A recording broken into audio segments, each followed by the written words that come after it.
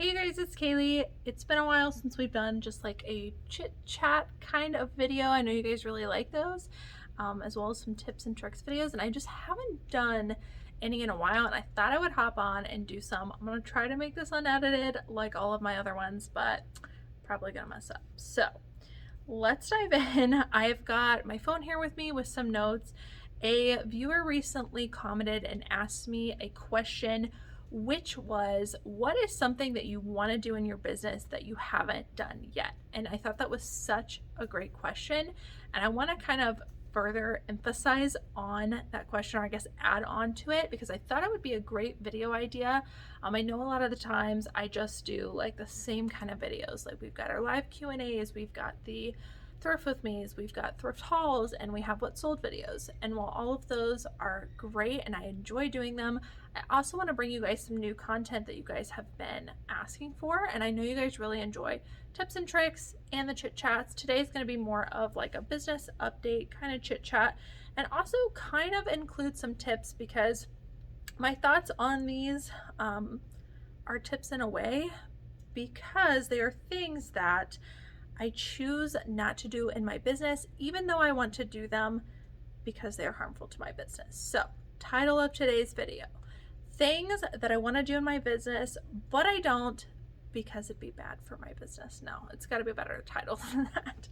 But you guys get the point. So, these are all a list of things that naturally, instinctually, I want to do, and I just haven't yet because something's holding me back. I know it's not going to be good for my business if I do this. And I thought I would share these because I know some of the times you guys have a hard time relating to me because you don't have employees, or you don't have as many items, or your process is not exactly the same as mine. However, I think we can all relate to these urges and some of these issues, and I just thought it'd be fun to go over. So, number one thing that I really want to do but don't because it's bad for my business is background removal, which means whiting out the background of all of my pictures. I used to background remove every single picture, with the exception of like tag photo or something that didn't have a background. And then I moved from background removing everything to just the cover photo, which I really enjoyed for a long time. I really liked that my store and my closet all kind of had the same look as far as pictures went. And I really like the way that a stark white background looks. I think it presents it very professionally to the buyer.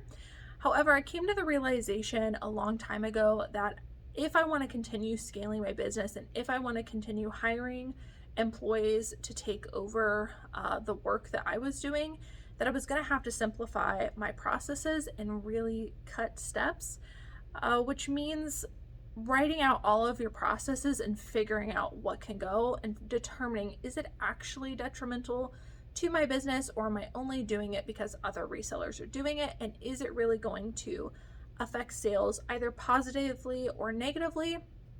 And also, with all of these decisions, I also heavily weigh my mental space. Mental space for me is a big part of every decision I make. And so if something is going to cause me more peace, be less stressed, then that is the biggest priority for any decision I make in my business for myself. And also, is it going to cause less stress on my employees, or possibly any potential new hires? I'm constantly thinking about, if I bring more people on board, is the process going to be more simple or more difficult? Is it going to be harder to train them or easier to train them? So background removal was a big decision for us. I know it was kind of controversial when we first did it. A lot of people disagreed with it. But we'd always been told in all these reselling videos that you have to have a pure stark white background, and that if you wanted to make sales, you had to background remove at least your cover photo, because that is what's going to make the item pop up in Google search, which is still the narrative that I hear. And I think even platforms like eBay and Poshmark also spread this narrative. However, I was determined to see and kind of test out and experiment, would not removing any backgrounds actually help sales, or were they going to decrease sales? With the narrative that everyone was giving me, I was under the impression that it would decrease sales, but I also knew some resellers who never background removed and still had really good sales.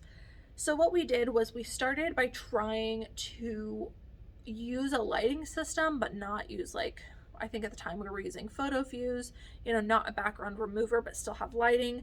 Ultimately, after testing all of that out, we ended up just trying literally no lighting system, and we just, I don't know if you guys can kind of see it back here, but we paint the wall like a stark white color and just hang them on the wall. There is no lighting other than the overhead lighting.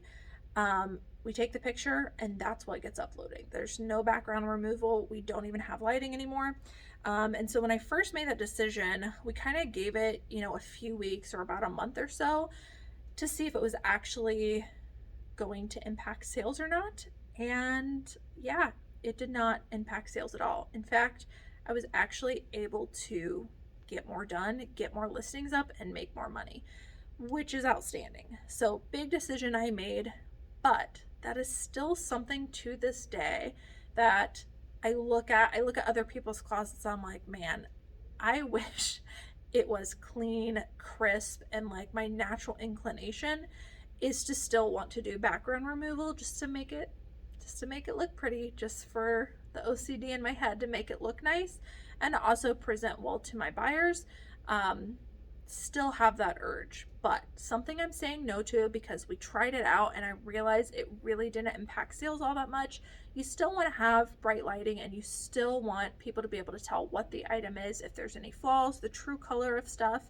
But ultimately, at the end of the day, a photo on a wall without lighting and without background removal, as long as it's bright enough and it's clean, is all people really are looking for. Next one is having a same aesthetic closet. So I see a lot of people, I think of like empty hanger. Sometimes I get the urge to want to just shop style based and have a curated, like just style based closet, eBay store, whatever. The appeal to that, it's like there for me. I could really resonate with sticking to the same aesthetic and only looking for those items because it would be way less stressful and it would be something I would enjoy. I think it kind of goes along with the background removal where it's like everything would look the same. It would look pretty and it would look fancy and it would make me feel good inside. But ultimately, is it going to lead to more sales? Typically, shopping style based is not going to. Brands play a heavy part in it. Sizes play a heavy part in it. What's trending today, all that stuff. So if I decided one day I wanted to only do like, I don't know, this is totally outside of my realm, but like country chic or something like that. There is a market for that, and shopping only style based, I definitely don't think I would make as many sales as I'm making now by just strictly focusing on the data and the numbers, but inclination is certainly there. Let me know if you can relate down below. Number 3 is venturing into a new category. I really, really want to try hard goods, and it's something I'm very interested in. I do watch some hard goods resellers just because I enjoy learning, and so I don't tend to watch. I talk all the time about, I don't watch a lot of resellers because I feel like I've learned most of what there is to learn. And so if I'm not learning something new on a channel, I don't tend to watch it unless I just want to support a fellow content creator. But hard goods is something that is really outside of my realm, something that I need to learn. So there are a few like hard goods content creators that I do watch, that I do follow, and occasionally their tips and tricks, the stuff that they pick up or that they sell does rub off on me. And it'll be in my head just in case like a new cart comes out. For example, one day a vintage Santa Christmas blow mold came out and I immediately knew what it was. And I was like, I gotta go check that out, even though I don't do hard goods, because I've seen it on other people's channels. I have checked the sell-through rate personally. I know that it sells. This particular one I was able to flip, I think it was like in a week, without even the light and the outlet thing, just the blow mold itself for like 40 or 50 bucks. And I was like, man, I was thrilling. I got a little bit of a high off of it just because It was new, it was exciting, it was a treasure hunt, and I felt good about learning, something new and establishing it and actually seeing a sale pull through. But ultimately, I know that incorporating new categories into my business could end up derailing me or at least stalling me for the time being, and that is not something that I want. So even though I do get those urges and I do want to look up hard goods and I want to learn that because, the part of my brain that just thrives on learning is constantly telling me to take in new information, I know that I kind of have to silence that a little bit for the time being until I'm in a place where I can give it a full go. Hard goods is a big one for me. Nikki and I get into it all the time. Like, not fight, but like we joke about it a lot. Like, Cayley's got to stay away from the hard goods. Let's see. Next one that I want to do and have the urge to do, but tell myself no because it's not good for my business, is flipping through every single hanger.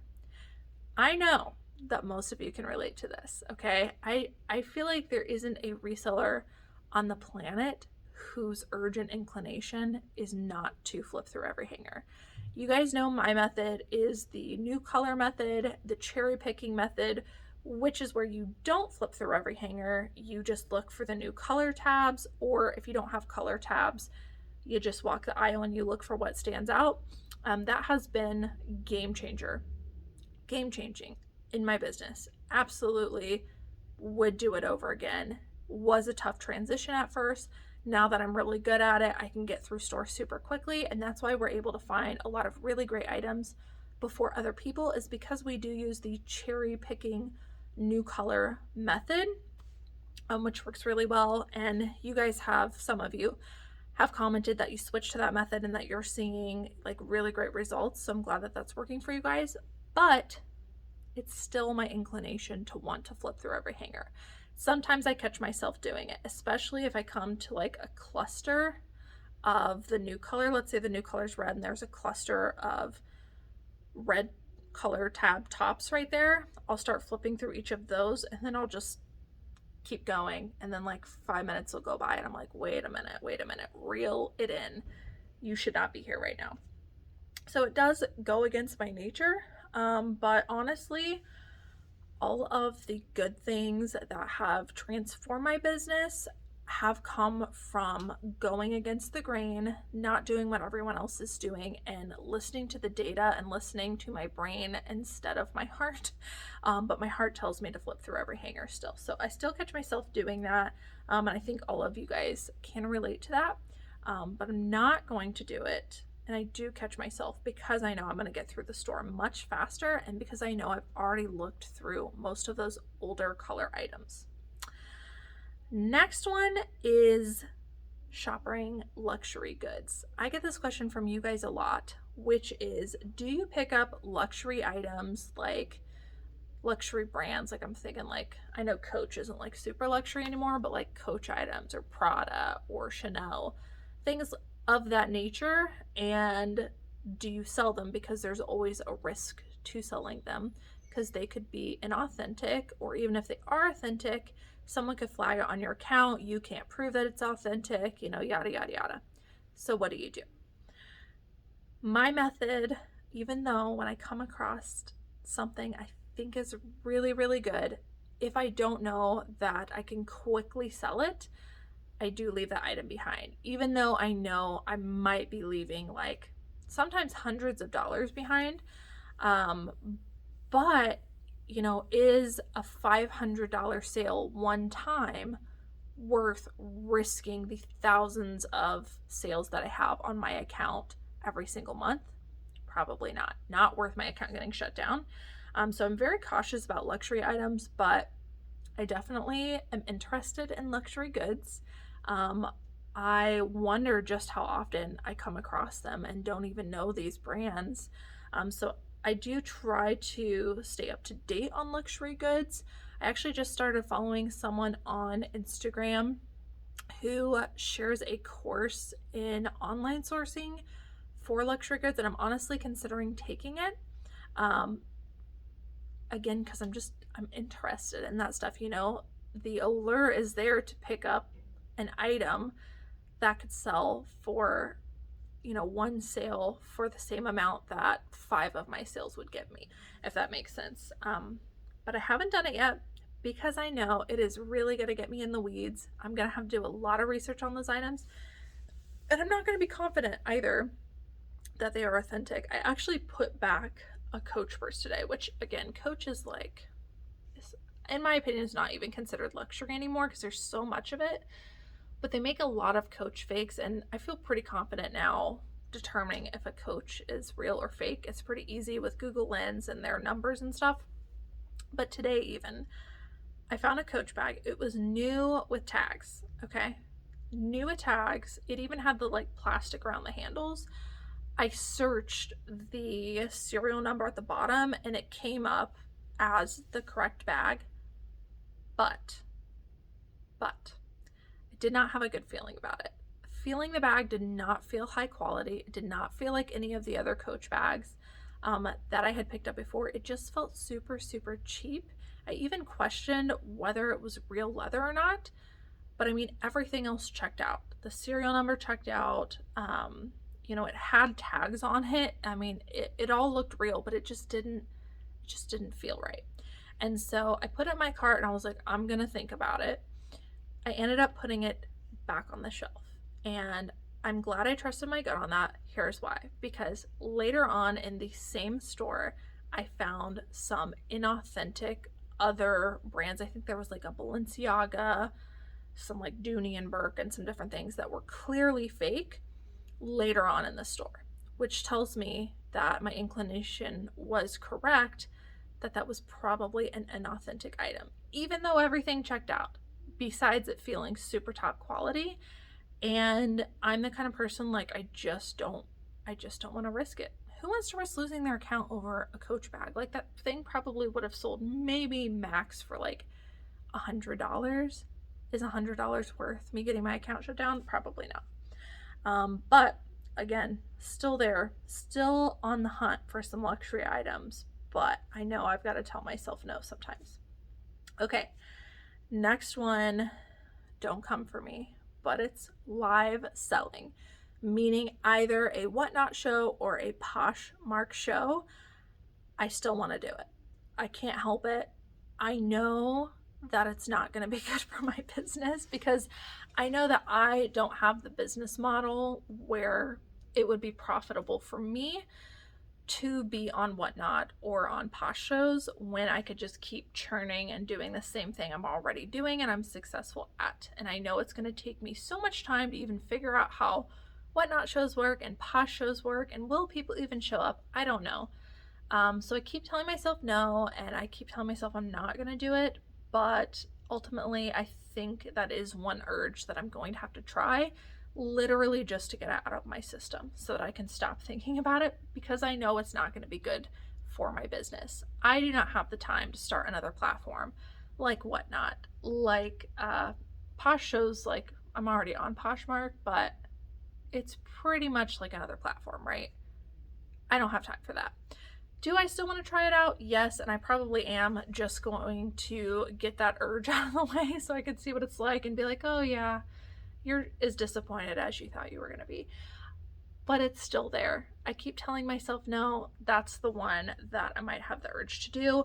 Live selling, guys, some people are really successful at it, but majority of people that I have seen that have a successful reselling business like mine, where you're shipping out items, like nothing is live, if you're already successful doing that, I don't typically see people that try Whatnot be as successful as their current successful business. Most of the time it takes focus away, your regular business starts to fail, and you're also not making as much money.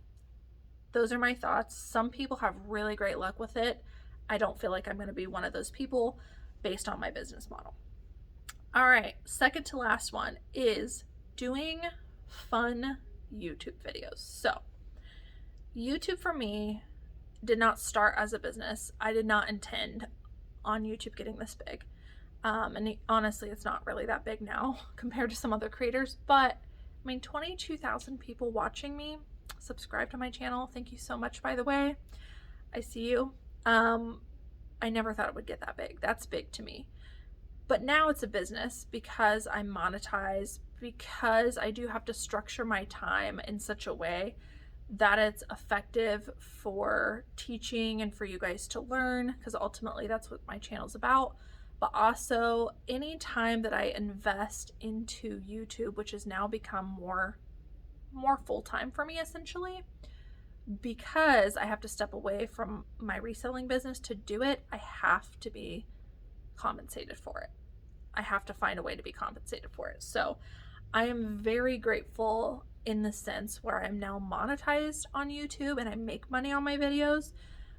But sometimes I just, it's also a creative outlet. I don't know why I keep saying outlook. A creative outlet for me. So there's a part of me that wants to do just really fun videos just for myself, but I know that you guys are not going to enjoy them as much. Literally every time I come out with something that's just kind of more fun and out of the box, it just, view-wise, it just doesn't do well. Thank you to the few of you that literally watch every video I put out. But most of the time, whenever I do kind of an out-of-box video that's not informative, it does not do as well. Like even this video today, it's kind of off the cusp. I wonder how well it will do. Like, I really don't know. And for me, I'm taking the time away from reselling to do it. And I want it to be worth your time, and I want it to be worth my time. So I tend to stay away from the fun YouTube videos, just because I think they're like not great for my YouTube business, just full transparency. I'm gonna try to start talking to you guys more about YouTube. I know that some of you guys are like really interested in starting your own YouTube channels, like reselling wise, or maybe you're just curious. Maybe you don't have any urge to start a YouTube channel, but you're just very curious of like behind the scenes, what goes on, how it works, like how much money you can make on YouTube, how sponsorship deals work. I know before I wanted to start a YouTube channel, like I was curious. Like I had no desire to start YouTube, but I was also curious as to how it all works. So I want to share more of that stuff with you guys. Hopefully you're receptive to that. The last thing that I want to do in my business, but I don't do because it would be bad for my business, is hire another employee. And let me just say that I could financially and time-wise hire another employee right now. You guys haven't seen behind the scenes, but we've actually made a lot of adjustments recently in hiring and who I have employed here. Some people have left, some people have come in. Currently, in case you're wondering, it is myself and then Nikki, who is my e-commerce manager, and then she manages, in addition to that, 2 people here at the office, which I don't think I've even updated in a while, but it's a total of, with myself included, 4 people right now, which in the past was a little bit more than that, but we've got 4 people right now. I actually have a need to hire somebody else, but let me tell you why I don't, even though I really, really want to. When somebody quit recently, we had another new hire coming on board at that time, we weren't expecting somebody to quit. We were hiring another new hire at the same time. And she came on board, and then that person, another person that I'd had with me for a while, decided that they were putting in their 2 weeks. Everything's fine, everything's cordial, but they put in their 2 weeks. I wasn't expecting it. So I had a new hire coming in at the same time I had someone had just put in their 2 weeks. So it was kind of a rocky couple of weeks because I had to get the new hire trained, and I wasn't expecting to be down an employee, if that makes sense. And with that transition, because we were not expecting it, Nikki and I had to do something that we haven't done in a long time, which I know is going to sound very princessy, but we had to list on a weekly basis. Now, every now and then I list. We obviously coach on listing, and we are involved in reviewing listings, but as far as like start to finish bulk listing, every single week, it is not something that Nikki and I have been used to in a while. We strictly focus on sourcing and then coaching and then, you know, behind the scenes, like organizational business stuff. But with somebody leaving unexpectedly, we had to then pick up the slack so that we could still meet our goals. And so Nikki and I have been doing consistently every single week a batch number of listings here at the office. Do I want to be doing that? No, I do not. My time is best spent sourcing because I am the only one right now who is as qualified and can find items the fastest. And then Nikki, same thing with her. Is her time best spent listing or should she be outsourcing? In my opinion, both of us were like the only ones that know how to source to a T and get quite a bit of items that are top quality. So we need to be sourcing. I don't want to be here listing if I don't have to when my time could be spent elsewhere. So I really want to hire another employee to fill that position. However, the reason I don't and the reason I go against that is because we just hired someone who is currently training with us and she is not to the level yet that she needs to be, which is to be expected. Like, she's only been here, I think it's been about a month now. We usually give everybody about 2 months to kind of get to a pretty efficient speed, I guess, which she's almost there anyways. But we decided not to hire because we didn't want to have 2 people training at the same time. I don't know if you guys have ever done that, and maybe you work a full-time job somewhere, maybe you are involved in some level of leadership. Have you guys ever trained like multiple new hires at one time and try to work them in your department, and it's just absolute chaos? You can't give your attention to both and they end up struggling usually. So even though we really want to and we really actually need another new hire here, we decided not to for the benefit of fully training the first new hire and giving them our complete undivided attention. And I think that was a good decision. Doesn't mean I don't want to pull the trigger and hire somebody soon, but Nikki and I are going to keep doing listings. We are going to slowly hire and make sure we find the right candidate, but only after we have fully trained this person. So that is it for the things that I really want to do in my business, but I'm not doing them because they would be bad for my business. That is all the list I have. I'm sure there's more, but that was what I thought of today. I hope that you guys enjoyed this video. I hope that you guys enjoy a little bit more different content, and I hope that you guys can relate to this. Let me know down in the comments below if there's something you really want to do in your business but you haven't done yet, and then tell me why. And sometimes, you know, restraint and holding back is actually beneficial. I know sometimes we preach like just do it, just get in there, but also sometimes restraint can be good. So those are my thought processes behind it, and I thought maybe they could help some other people who might also be struggling with the same thing. That's all I have for today. I think I did pretty good, guys. I don't think I'm gonna have to edit this, surprisingly. If you guys are not already and you would like to be, don't forget to subscribe down below and hit the notification bell. If you do that, you'll be notified every single time I post new videos.